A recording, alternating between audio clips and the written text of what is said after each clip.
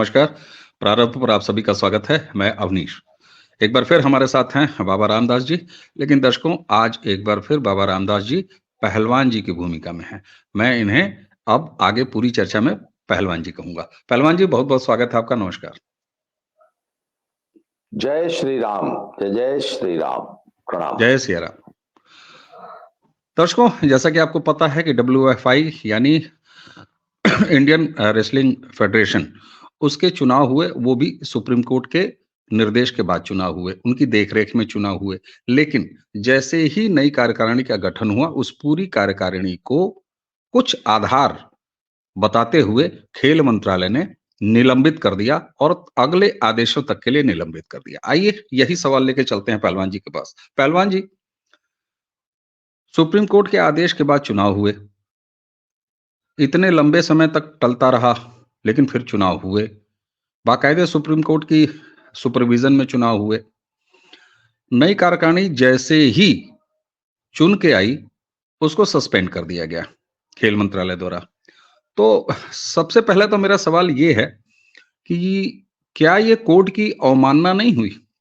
एक तरफ कोर्ट ने कहा कि चुनाव करा लीजिए, और चुनाव जब हो जाते हैं तो कार्यकारिणी को निलंबित कर दिया जाता है अगले ऑर्डर्स तक।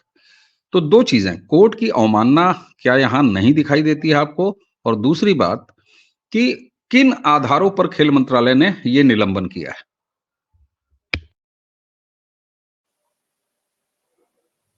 सर, एक तो कोर्ट की अवमानना नहीं है, क्योंकि कोर्ट ने आदेश दिया चुनाव कराओ, उन्होंने चुनाव करा दिए, कोर्ट के आज्ञा का पालन हो गया। तो कोर्ट की अवमानना का केस नहीं है, ये विशुद्ध राजनीति है। वो सूरदास जी का एक बड़ा मशहूर पद है, मैया मैं तो चंद खिलौना लई हूं, जई हो लोट धरन पर अबही तेरी गोद न आई हो, सुरभि की पै पान न करी हो, बेनी सुर न गई हो। मैं तो चंद्र खिलौना लूंगा। सूरदास जी का पद है कि कृष्ण जी जो है माता यशोदा से कह रहे हैं कि मुझे चंद्र खिलौना ला के दो, नहीं तो मैं तो धरती पे लौट जाऊंगा, रोऊंगा, जलपान नहीं करूंगा, माखन नहीं खाऊंगा, बेनी सिर न चुटिया नहीं करवाऊंगा। कृष्ण जी का बाल हट है। तो होता क्या कि एक बच्चा जो बड़ा होता है घर में, उसके लिए स्कूल यूनिफॉर्म, बैग, झोला आता है, तो जो छोटा वाला होता है ना, 1.5-2 साल वाला, 2.5 साल वाला, वो तो हम ले इनके बदे आयल, हमारे बदे का है ना आयल। तो फिर माँ क्या कहती है, अच्छा थोड़ी देर लो, तुम ही रख लो, है ना। तो अब वो उसको तो नई कॉपी किताब मिली है, तो उसको कहेगा वो लिख रहे हैं तो हम लिखब। तो फिर वो उठा के ना थोड़ी देर के लिए ऊपर अलमारी पर रख देती। पर यही हो रहा है। पहलवान जी लोगों ने तय किया, कुछ लोगों ने तय किया कि चंद्र खिलौना लई हो, और बिना धरती पर लौटे मिलेगा नहीं। ये तो सूरदास जी के जमाने, कृष्ण जी जब ये टेक्निक अपनाते रहे हैं चंद्र खिलौना के लिए, धरती पे लोट लोट के रोएंगे पैर पटक के, ये तो रास्ता तो कृष्ण जी दिखा गए ना उस जमाने में। तो भैया इनको चंद्र खिलौना चाहिए, यहाँ चंद्र खिलौना है फेडरेशन नहीं दोगे तो जमीन पर लोट लोट के रोऊंगी, जलपान नहीं करूंगी। लाइट चली गई है, आपका वो है, आपका म्यूट है। आप अपनी बातचीत जारी रखें। वाईफाई के स्विच ओवर के चलते थोड़ा सा हो सकता है डिस्टर्ब हो, जारी रहेगी जी। नहीं वाईफाई नहीं, सिर्फ लाइट गई है, एक लाइट बुझी है, बाकी सब कुछ है। कोई बात नहीं। तो भैया चंद्र खिलौना लई हो, अब इसी की लड़ाई चल रही है। उन्होंने कहा कि चंद्र खिलौना लेने के लिए जमीन पे लौट गए, सब जॉन शोषण के आरोप लग गए। हाय है, अच्छा चंद्र खिलौना ऐसे अगला देगा नहीं, तो चंद्र खिलौना लेने के लिए सबसे पहले उसको जो है डिमीन किया जाए, कुपात्र बनाया जाए, उसको पूरे दुनिया में बदनाम किया जाए, तब ना उससे चंद्र खिलौना कोई छीन के आपको दे देगा कि यह चंद्र खिलौना का पात्र नहीं है, चंद्र खिलौना हमको चाहिए। इसलिए वो तमाम सब जॉन सोस्टन के आरोप और वो तमाम सब कुछ हुआ। इसके बावजूद अगले ने चंद्र खिलौना दिया नहीं। तुम 11 महीने पैर पटक के रोते रहे जमीन पे लेट लेट के, तुमने मक्खन खाना छोड़ दिया, बेनी नहीं गुथवाई, पर अगले ने फिर भी चंद्र खिलौना नहीं दिया, 40-7 से जीत गया। आपने तो कसम खा रखी है कि चंद्र खिलौना नहीं हो, अब आप फिर लगे जमीन पे लेट लेट के रोने, लोगों को आंसू दिखाने लगे, जूते जो है टेबल पे धरने लगे। तो सरकार ने कहा अच्छा है, लो यार, चलो यार, चलो थोड़ी देर एडहॉक कमेटी बना के उसका जो झोला झंडा और चंद्र खिलौना था थोड़ी देर इनको खेलने के लिए दे दिया है, और बाकी बैग जो है अलमारी के ऊपर रख दिया है, सस्पेंड की है। अब सर बात यह है कि इनके समर्थक उस सस्पेंड को इतना लेकर उछल रहे हैं जो तो पता नहीं क्या है। अरे भैया, चुनाव जीता है अगला, किसी प्लाट का अलॉटमेंट नहीं हुआ है कि प्लाट अलॉट हो गया था तो उसको फिर वापस ले लिया। चुनाव जीता है। चुनाव एक संवैधानिक प्रक्रिया जो कुश्ती संघ का और नेशनल स्पोर्ट्स डेवलपमेंट कोड है, उसका एक संविधान है, उसका एक प्रोटोकॉल है। सुप्रीम कोर्ट के आदेश से चुनाव हुआ है। UWW का ऑब्जर्वर, इंडियन ओलंपिक एसोसिएशन का ऑब्जर्वर, सुप्रीम कोर्ट की निगरानी में हुआ है, इन कैमरा पूरा वो हुआ है, और एक प्रोसेस है। वह रिटर्निंग ऑफिसर हाई कोर्ट का एक जज था, उसने चुनाव कराया है और सब कुछ। तो भैया कैसे तुम सस्पेंड कर दो, आई मीन उस चुनाव को आप रद्द नहीं कर सकते।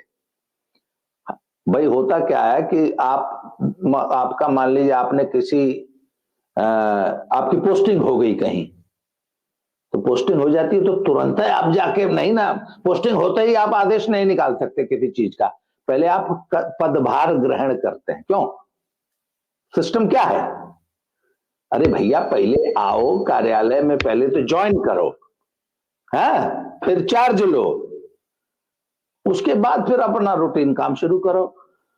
यहां पे क्या था कि एक बहुत बड़ी इमरजेंसी थी कि बच्चों का, जूनियर और सब जूनियर बच्चों का 1 साल बर्बाद हो रहा था, और विद इन अ वीक जो है वह नेशनल चैंपियनशिप करानी जरूरी थी।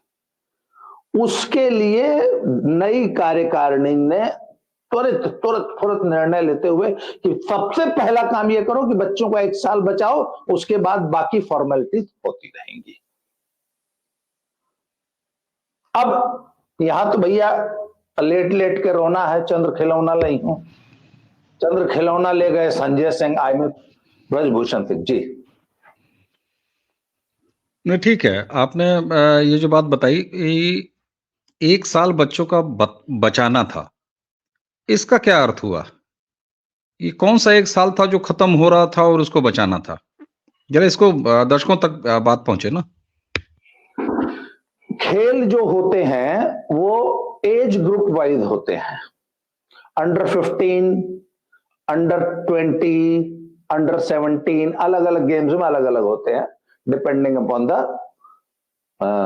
Specific conditions of the game. तो जैसे मान लीजिए इन रेसलिंग में जो सब जूनियर वर्ग है, मान लीजिए वो अंडर 15 है और जूनियर जो है अंडर 20 है, तो ये है कि 31 दिसंबर 1900, मान लीजिए 1990 तक के जन्मे बच्चे ही इसमें भाग ले सकते हैं। 31 दिसंबर 1990, 1 जनवरी को आप ओवरेज हो जाएंगे। तो अब जो बच्चा मान लीजिए 15 साल का या 20 साल का है, उसमें से कुछ बच्चे जिनका अंतिम 3 चांस 4 चांस मिलता है, मान लीजिए एक बच्चे को पहले साल उसका मेडल नहीं आया, दूसरे साल नहीं आया, तीसरे साल सिल्वर आया, तो चौथे साल वो पूरी मेहनत किया कि अब इस बार मुझे गोल्ड ले लेना है, मेरा अंतिम चांस है जूनियर खेलने का। अब सर वो बच्चा 1 जनवरी को ओवर एज हो जाएगा। अब चौथा साल उसको मिला ही नहीं, अटेम्प्ट ही नहीं मिला बेचारे को। क्यों? क्योंकि आपने प्रतियोगिता ही नहीं कराई। तो अब सर कुश्ती के कल्याण के WFI किस लिए है? उसे कुश्ती की सेवा करनी है, बच्चों के करियर बनाने हैं। तो उसने कहा कि चुनाव होते ही सबसे पहला काम, अभी भी 1 हफ्ता है हमारे पास, हम चाहेंगे तो बच्चों का 1 साल बचा लेंगे। अच्छा, अब होता क्या है, मान लीजिए एक बच्चे का जूनियर, इस साल एक बच्चे का जूनियर में गोल्ड आ जाता है, तो आर्मी की भर्ती है, नेवी की भर्ती है, एयरफोर्स की भर्ती है, वो सब बच्चे जूनियर बच्चे को, है ना। अरे भाई, कोई भी रिक्रूटमेंट होता है तो बुढ़े खप्पड़ को कोई नहीं लेना चाहता। कहते हैं बच्चा लो, उसको अपने हिसाब से तैयार करो, 10 साल हमारे लिए खेलेगा। पता लगा आपका सिलेक्शन कैसे होगा है? आप तो जूनियर नेशनल हुआ ही नहीं। तो it was the state of emergency. तो इमरजेंसी में नई कार्यकारिणी ने तुरंत निर्णय लिया। जैसे ही चुनाव हुआ ना, तो चूंकि पूरी कार्यकारिणी तो दिल्ली में उपस्थित थी, एक होटल में सब लोग ठहरे हुए थे, उसी होटल के कॉन्फ्रेंस हॉल में मीटिंग बुलाई तुरंत। बोले जी ये प्रस्ताव है, सभी 25 26 या जितने स्टेट यूनिट्स हैं सबसे तुरंत कंसेंट ली गई, क्योंकि सबके रिप्रेजेंटेटिव तो आए हुए थे, जो नहीं आए थे उनकी तुरंत मेल मंगाई गई, सबसे प्रस्ताव पारित कराया कि हाँ भैया तुरंत नेशनल्स करा ली जाए। बोले हाँ जी करा ली जाए। कहा अब 1 हफ्ते में कहां हो सकती है नेशनल्स? इतना बड़ा आयोजन, 3-4 हजार लोग, सब जूनियर और जूनियर दोनों होना था, तो इतना बड़ा आयोजन तो कहां हो सकता है? तो भैया एक ही जगह है हिंदुस्तान में जहां नंदिनी नगर में आप 2 दिन के शॉर्ट नोटिस पर भी 1-4 हजार लोगों का आयोजन कर सकते हैं। तो बोले चलो नंदिनी नगर कराओ। हाँ जी नंदिनी नगर, हाँ सब पूरी कार्यकारिणी सहमत थी, तो नंदिनी नगर को अलॉट कर दी गई। पर फिर जो है मैया मोरी चंद्र खिलौना नहीं हो, जमीन पे लेट के रोने लगे, हाय ये तो ब्रजभूषण के घर में नेशनल हो रही है, वहां क्यों हो रही है? इतनी क्या जल्दीबाजी थी कि कार्यकारिणी को 1 घंटा में निर्णय लेना पड़ गया। कोरम तो मतलब जो प्रोटोकॉल है कि कोई भी आप निर्णय लेने से पहले जब आप एग्जीक्यूटिव काउंसिल की मीटिंग बुलाएंगे तो 15 दिन का नोटिस देंगे। तो सर ऐसे ऐसे बेहुदा तर्क दिए जा रहे हैं, इमरजेंसी का मतलब ही नहीं समझते लोग। और 1 मिनट, आज की जो स्थिति है वो अब वो सब जूनियर और जूनियर नेशनल चैंपियनशिप नहीं होगी, नहीं होगी सर। बच्चों का 1 साल बर्बाद हो जाएगा। एक जूनियर बच्चे का 1 साल बर्बाद हो जाए, अनुराग ठाकुर को क्या फर्क पड़ता है? मोदी जी को क्या फर्क पड़ता है? या विनेश फोगाट, बजरंग पुनिया को क्या फर्क पड़ता है? ये एक 15 साल का बच्चा जो सुबह 4 बजे उठ के पसीना बहाता है, उसका बाप जो है अपने बाकी अन्य उसके भाई बहनों का पेट काट के उसके लिए 2 किलो दूध जो है लेके आता है, बादाम रगड़ के स्टेडियम लेके जाता है रोज सुबह 6 बजे डेली। उसके जीवन का लक्ष्य ये है कि मुझे अपने बच्चे को पहलवानी करा रही है, नेशनल से नहीं हुआ। अब आप बताइए ना हो। अरे भैया इससे विनेश फोगाट को क्या फर्क पड़ेगा? एक जूनियर बच्चे का 1 साल मारा गया, पर फेडरेशन ने तो ये सोचा ना करने ने किसी भी तरीके से बच्चों का 1 साल बचाने की कोशिश होनी चाहिए जी। ठीक है, आपने ये बताया कि नंदिनी नगर में डिसीजन ले लिया, लेकिन आपने ये नहीं बताया कि खेल मंत्रालय ने जब सस्पेंड किया है तो उन्होंने कारण क्या बताए कि किस वजह से आपको सस्पेंड कर रहे हैं फिलहाल अगले आदेशों तक, तब ना जोड़ा जाए इसको। जी कारण ये है सर, कारण क्या मजेदार दिए गए हैं। 21 तारीख को चुनाव हुआ, 3-3:30 बजे रिजल्ट आया और 4-4:30 बजे काउंसिल की मीटिंग बुला के, एग्जीक्यूटिव काउंसिल जो कार्यकारिणी थी उसकी मीटिंग बुला के ये निर्णय ले लिया गया कि 28 तारीख को नेशनल होगी। तो अनुराग ठाकुर कहते हैं अभी भी आपका कार्यालय वहीं चल रहा है, 21 अशोक रोड पे, नेताजी के घर।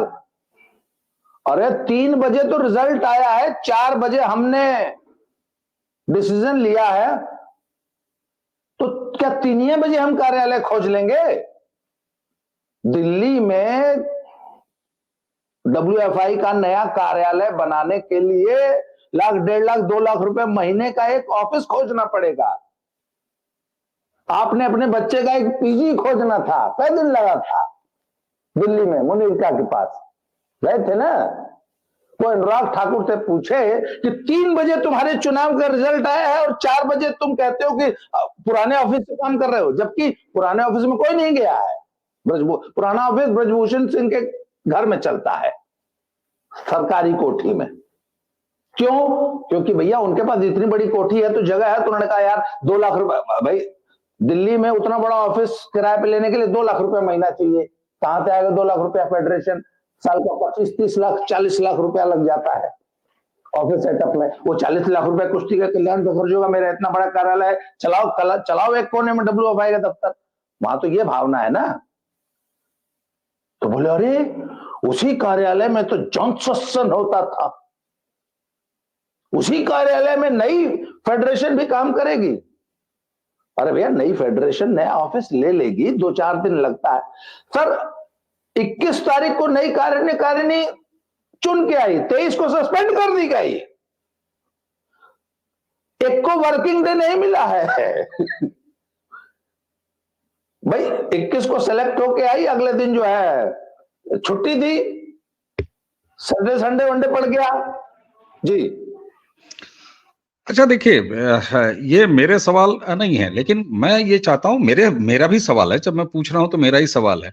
लेकिन इस पूरे मामले में पिछले जब से ये सस्पेंशन हुआ है, इस जो सवाल उठे हैं, तो मैं ये चाहता हूं कि वो सारे सवाल आपके सामने रखने का प्रयास करूं। अच्छा, अगर यह पूछ ही लिया जाए कि WFI जैसी बड़ी संस्था, जो कि समृद्ध संस्था है, जिसको सरकार से भी ऐड मिलता है, जिसको प्राइवेट स्पॉन्सरशिप भी मिलती है, ठीक है, हम मानते हैं कि जो 15 साल निवर्तमान अध्यक्ष रहे, उनकी बड़ी मेहनत है, उनकी मेहनत की वजह से हुआ। लेकिन साहब ये बताइए, ये कार्यालय आखिर उनके घर में चल ही क्यों रहा था? हालांकि आपने वजह बताई कि 2 लाख रुपया बचाने के लिए चल रहा था, लेकिन जैसे कहते हैं ना कि कहावत है, न रहता बांस न बजती बांसुरी।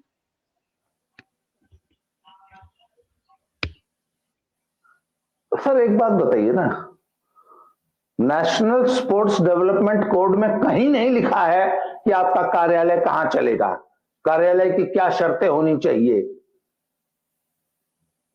शराब की दुकान नहीं ना है कि स्कूल से इतनी दूर होनी चाहिए, मंदिर से इतनी दूर होनी चाहिए, यहां होना चाहिए, नेशनल हाईवे पे नहीं होना चाहिए। अरे भैया एक कार्यालय है, चाहे जहां चला लो। अगर 21 अशोक रोड में चलता ही है तो कहां से गलत है, आप बताइए ना। और फिर वही बात है, कार्यालय चलाने के लिए 40 लाख रुपया सालाना चाहिए। और सुनिए, ऑटोनॉमस बॉडी का आप नेशनल स्पोर्ट्स डेवलपमेंट कोड जो है ना, 200-250 पेज का एक डॉक्यूमेंट है, उसको मैं आपको भेज देता हूं, पढ़ लीजिए। मैं आज पब्लिक डोमेन में इजीली अवेलेबल है, पढ़ लीजिए, आप लोग गूगल पे कर लीजिए। उसमें स्पष्ट लिखा है कि national federation are autonomous bodies और अपनी फंडिंग का इंतजाम खुद करेंगी। उसमें स्पष्ट लिखा है, क्या नाम, कंपनियों से CSR लीजिए, कॉर्पोरेट सोशल फंडिंग लीजिए, क्राउड फंडिंग कीजिए, अपने सोर्सेस से फंडिंग जुटाइए। हाँ, अगर नहीं जुटा पाते हैं तो थोड़ा बहुत पैसा हम दे देंगे, और अगर आपको वाकई ट्रूली सही मायनों में ऑटोनॉमस बॉडी बनना है तो हमसे एक को पैसा मत लीजिए। जैसे BCCI, एक मिनट, इनकी औकात है कि BCCI को इस तरीके से सस्पेंड कर देंगे? विश्व की सबसे धनी संस्था है, इनको ठेंगे पे रखती है खेल मंत्रालय जैसी संस्थाओं को। इनकी औकात नहीं है कि उनको बुला लें, ठीक। अब WFI बेचारी गरीब संस्था है, गरीब संस्था इन सेंस, अरे यही गोल्फ होती, टेनिस होती तो बहुत बड़े बड़े धन्ना सेठ लोग जो है स्पॉन्सर कर देते, कुश्ती गरीब का बच्चा खेलता है, गरीब का खेल है। तो वो कहती है कि कुछ पैसा, कुछ WFI का जो टोटल बजट है उसका 10-20% पैसा भारत सरकार देती होगी, तो उसी 20% की कीमत वसूलते हैं सब। तो उसमें लिखा है कि अगर आप ट्रू सेंस में अगर ऑटोनॉमी चाहते हैं तो अपनी 100% फंडिंग खुद जुटाइए। आप नेशनल स्पोर्ट्स डेवलपमेंट कोड पढ़ के देख लीजिए। उसके बाद वो कहते हैं कि किस नियम का उल्लंघन हो गया अगर मैं तो कहता हूं कि अगले 4 साल तक उसी ब्रजभूषण सिंह के घर में कार्यालय चलेगा। इसमें किस नियम का उल्लंघन होता है? नेशनल स्पोर्ट्स डेवलपमेंट कोड में कहीं नहीं लिखा है, UWW ने कहीं नहीं लिखा है कि WFI का कार्यालय कहां चलेगा। आगे सुनिए, कहीं नहीं लिखा है कि पुराना अध्यक्ष जो है उसके गले में माला नहीं पड़ सकती। जी ठीक है, ये कहीं नहीं लिखा है कि WFI का ऑफिस कहाँ चलता है। ऑटोनोमस बॉडी है, आपने ये भी कह दिया। 10 से 20% से ज्यादा पैसा सरकार देती नहीं है, ठीक है। ये भी तो फिर नहीं लिखा होगा कि आप जो है अपनी कोई चैंपियनशिप नंदिनी नगर में कराएं या भुटवल गोरखपुर में कराएं या बम्बई में कराएं या दमदम में कराएं या पालमपुर में कराएं, ये भी नहीं लिखा होगा। ठीक बात। तो ये बताएं कि क्या खेल मंत्रालय ने ये ना मान लिया जाए कि खेल मंत्रालय ने एक स्वायत्तशाही यानी संवैधानिक रूप से एक ऑटोनोमस बॉडी पर इस तरीके से इंक्रोचमेंट किया है, तो कोर्ट का रास्ता तो खुला हुआ है। मैंने सुना था एक बाइट संजय सिंह का, जो निर्वाचित हुए, सुनील सिंह या संजय सिंह, आई थिंक सुनील सिंह, संजय सिंह, उन्होंने कहा कि उसके बाद हम लीगल एडवाइस लेंगे, है ना। और पहले उन्होंने कहा कि हम मंत्रालय से बात करेंगे, उसके बाद उन्होंने सेकंड ऑप्शन ये कहा कि नहीं साहब हम लीगल एडवाइस भी लेंगे। तो कोर्ट का रास्ता तो बिल्कुल खुला हुआ है। और अगर WFI की नई कार्यकारिणी बच्चों के भविष्य के प्रति इतनी ही चिंतित है तो पहले वर्किंग डे में या तो ये कंफर्म हो जाए कि उन्होंने खेल मंत्रालय से बात की और खेल मंत्रालय से उनको निराशा हाथ लगी, तो उसके इमीडिएट बाद उनको कोर्ट चले जाना चाहिए। या कब जा रहे हैं कोर्ट, या जाएंगे कि नहीं जाएंगे कोर्ट? सर कल संडे था ना, कोर्ट का रास्ता तो खुला ही है। एक रास्ता और था, हिंदी में एक बड़ा प्रसिद्ध शब्द है भभोके, उसका फुल फॉर्म जानते हैं आप? मैंने उसका प्रतिपादन मैंने किया है, भभोके।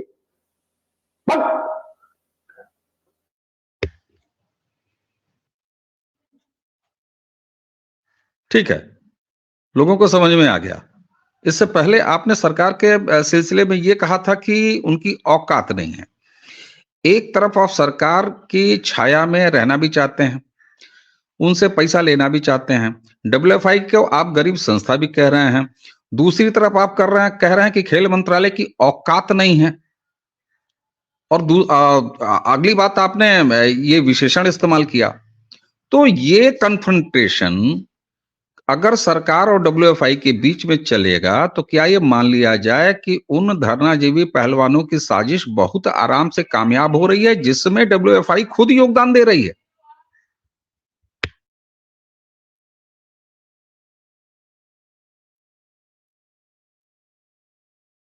मुझे लगता है दर्शकों कि बाबा रामदास जी पहलवान जी का नेट कहीं से कोई इशू हो गया था, वो फ्रीज हो गए हैं। लेकिन मेरे सवाल वो सवाल हैं, आप उन्हें कह सकते हैं कि मेरे निजी मन में जो सवाल पैदा हो रहा है मैं वो भी पहलवान जी से पूछना चाह रहा था। ये प्रकरण जब से शुरू हुआ है तब से तमाम तरह की अटकलें, तमाम तरह की खबरें, तमाम तरह के स्पष्टीकरण, उसी के साथ आरोप, बीच में जाति भी आ गई। हालांकि ये बहुत ही घृणित तरीका है, लेकिन पिछले 1 साल से भारतीय कुश्ती में जो कुछ भी चल रहा है, चाहे कुछ लोगों, कुछ पहलवानों का धरना देना, धरना के बाद सड़क पे उतरना, मामला कोर्ट तक जाना, इतने अजीब-अजीब तरह के यौन शोषण से लेके और न जाने किस-किस तरह के आरोप लगना, ये सारी चीजें हुई हैं। उसके बाद सुप्रीम कोर्ट के निर्देशन में चुनाव भी हुआ। सुप्रीम कोर्ट चाहती थी चुनाव हो, तो वो चुनाव भी हुआ। चुनाव होने के बाद एक बार फिर ये कन्फ्रंटेशन हो रहा है, जैसा कि बाबा रामदास जी ने वो बात कही कि साहब ये राजनीति हो रही है। तो कुल मिला के भारतीय कुश्ती का तो ये नुकसान हो रहा है, राजनीति हो रही है, ये भी साफ दिखाई दे रहा है। और मजे की बात ये है कि राजनीति किसी एक तरफ से नहीं हो रही है। राजनीति अगर पहलवानों की तरफ से हो रही है, मैं पहलवानों की जब बात करता हूं तो उसमें सारे पहलवान बिल्कुल शामिल नहीं है, पहले दिन से शामिल नहीं है। कुछ खास उद्देश्यों के तरफ मैं नाम लेता हूं, बजरंग पूनिया, विनेश फोगाट, साक्षी मलिक और इनके जो कुछ और संबंधी हैं वही शामिल हैं। तो उनकी तरफ से भी राजनीति हो रही है। यहाँ कांग्रेस भी शामिल दिखी, पहले दिन से शामिल दिखी, हुड्डा परिवार शामिल दिखा। ब्रजभूषण शरण सिंह की जहां तक बात है तो वो भी एक राजनीतिक व्यक्तित्व है। हुड्डा की बात करें तो वो भी एक राजनीतिक व्यक्तित्व है। ये अलग बात है कि दोनों का वास्ता अलग अलग पार्टियों से है, लेकिन चाहे वो राजनीति ब्रजभूषण शरण सिंह की हो, चाहे वो राजनीति हुड्डा की हो, चाहे वो राजनीति भाजपा की हो, चाहे वो राजनीति कांग्रेस की हो, चाहे वो राजनीति धरनारत पहलवानों की ही क्यों न हो, लेकिन राजनीति के चक्कर में ये बात तो निश्चित ये समझी जाए ना कि इस देश की कुश्ती रसातल में जा रही है। बाबा जी आ गए हैं, लेकिन हम अपनी जब तक बाबा जी कैमरे के सामने नहीं आते तब तक हम अपनी बातचीत जारी रखें। तो दर्शकों, ये तो अब निश्चित रूप से हो रहा है ना कि चाहे वो सिंह साहब हो, ब्रजभूषण सिंह, चाहे वो हुड्डा जी हो, चाहे वो बीजेपी हो, चाहे वो कांग्रेस हो, चाहे ये धरना जी भी पहलवान हो, इन सबकी राजनीति में भारतीय कुश्ती तो रसातल में जा रही है। बाबा जी अब जरा कंक्लूडिंग रिमार्क आप दीजिए ना कि ये राजनीति तो सब कर रहे हैं। डब्ल्यूएफआई की अलग राजनीति चल रही है, पहलवान जो धरना वाले हैं उनकी अलग राजनीति चल रही है, हुड्डा पहले दिन से इसमें शामिल है तो हुड्डा और कांग्रेस की राजनीति अलग चल रही है, ब्रजभूषण शरण सिंह की राजनीति अलग चल रही है।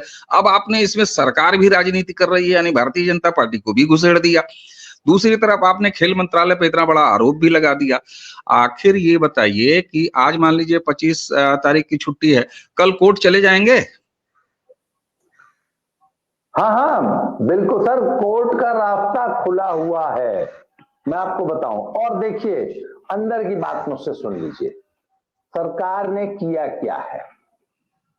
कल मैंने व्यालोक भाई के साथ कल रात को एक वीडियो बनाया है, आप उसको देख लीजिएगा। मैं दर्शकों से भी कहूंगा कि मेरे चैनल पे वो वीडियो देख लें। ये सब चंद्र खिलौना लेने के लिए धरती पे लोट-पोट रहे थे। अब सब भारत की बेटी अगर धरती पे लौट के रोएगी तो इंडिया तो भाई इमोशनल कंट्री है ना, इमोशनल समाज है हम लोग का, तो उनको खुश करने के लिए बोला अच्छा लाओ भैया, चलो दोनों से चंद्र खिलौना लेकर सरकार ने अलमारी पर रख दिया है सर। तो सरकार ने बोला अरे रुक जाओ, थोड़ा 2-4 दिन ठंडा हो जाएगा तो तुमको दे देंगे। सर वो लीगली उसका है, ठीक है, वो लीगली उसका है। दूसरी बात, वो डेमोक्रेटिक रूप से चुनाव जीत के आए हैं इसलिए भी उनका है। और इस सारी बातों से सबसे बड़ी ऊपर की चीज है कि पिछले 1-1.25 साल से भारतीय कुश्ती का सत्यानाश हुआ पड़ा है। इस देश के कुश्ती प्रेमियों को नहीं मतलब है ब्रजभूषण शरण सिंह की राजनीति से, उनको नहीं मतलब है डब्ल्यूएफआई की राजनीति से, उनको ना ही मतलब है हुड्डा की राजनीति से, ना ही धरनाबाज पहलवानों से, ना अनुराग ठाकुर से, किसी से मतलब नहीं है।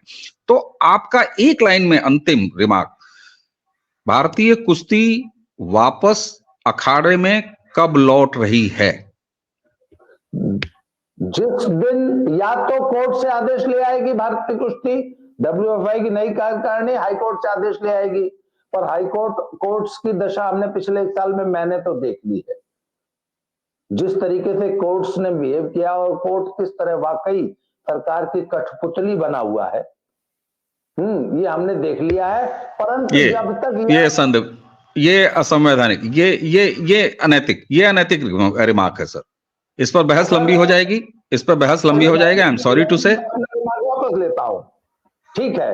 परंतु या तो कोर्ट स्टे को वैकेट करेगा, नहीं तो फिर केंद्र सरकार जो है वो इस सस्पेंशन को रिवोक करेगी, या तीसरा विकल्प है यूडब्ल्यूडब्ल्यू इस चुनाव को मान्यता देगा और वो सस्पेंशन को रिवोक करेगा।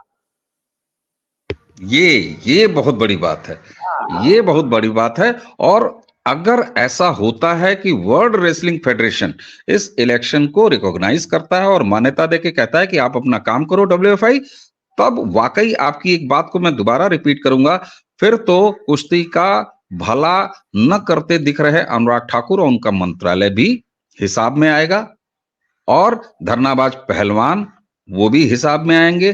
कांग्रेस अगर हुड्डा के जरिए राजनीति कर रही है तो वो भी बिसात में आएगी। प्रियंका गांधी अगर ड्राइंग रूम में बैठ के इन पहलवानों के कंधे पर रख के कोई बंदूक साधने की कोशिश कर रही हैं तो उनका भी हल होगा, उनका भी समाधान होगा। और जो आरोप आपने लगाया कि सरकार भी अगर राजनीति कर रही है तो भारतीय कुश्ती के लिए हक में वो भी अपने हद में आएंगे और कुल मिला के यहाँ जीत भारतीय कुश्ती की होगी, जो सबसे बड़ी महत्वपूर्ण चीज है और जिसकी कामना सब कर रहे हैं, भारतीय कुश्ती के एक एक प्रेमी जगत कर रहा है।